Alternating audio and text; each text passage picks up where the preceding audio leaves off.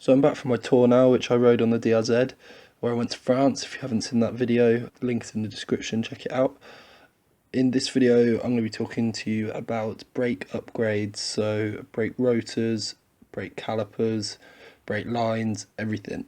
The video will start with cheap and simple modifications which will upgrade your braking performance and go right up to the expensive and complex brake upgrades. First thing is super simple, brake pads. The consensus within the DRZ community is that the stock OEM pads are better. They're better at braking, they're better for disc brake wear, better in every which way. They're roughly £45 or $60. And if you've got an SM model, you can buy the S model pads and they will fit your bike, because the ones labelled as SM pads are normally quite a bit more than the S model, but they're exactly the same product. They've got the same product number on the back of the pads, so everyone can buy the front and rear S pads. One of the main go-to brake upgrades for the bike is braided brake lines. This is the cheapest, most accessible brake upgrade that you can do on this bike that you're going to see a big difference with. Essentially how it works is with stock brake lines, under braking they expand under pressure, which means they feel spongy and the braking power is reduced.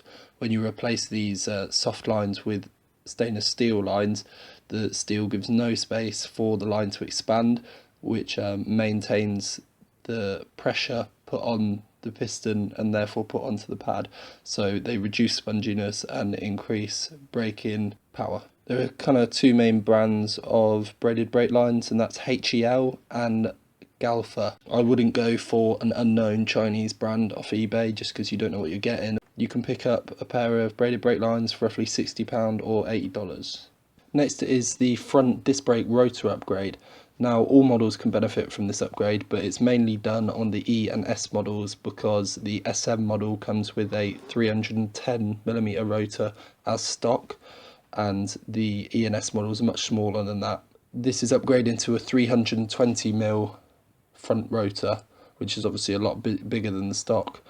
The one to go for is the EBC rotor from eBay, or if you want to buy it direct from EBC. It comes with the necessary spacer and is top quality. It's not that difficult to fit, but it can be a bit annoying to get out because the brake caliper is pushed quite close to the rim of the wheel. It doesn't interfere with the wheel at all, but it can just be a bit of a pain to get out. You can get this rotor upgrade kit for about £230 or $300, and it's a really worthy upgrade if you want to go down that route. If you own an SM model and this oversized brake rotor upgrade sounds like a hassle, it probably is a bit of a hassle for 10mm. You can upgrade your front disc rotor instead to another brand. A good brand is Moto Master.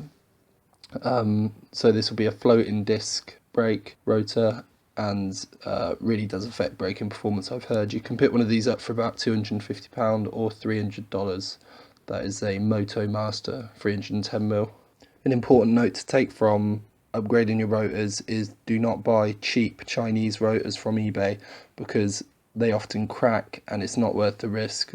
You can really put yourself in danger if you start buying cheap brake materials. Next is the master cylinder upgrade.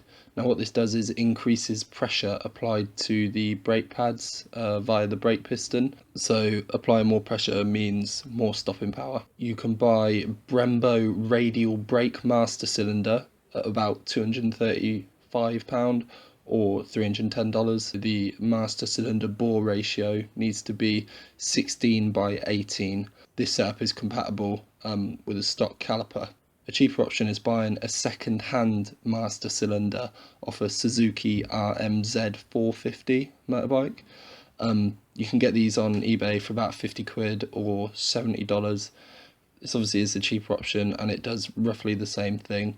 The final, biggest and best brake upgrade, if you like, is a brake caliper upgrade for the front. You can upgrade to a Brembo 4-piston caliper.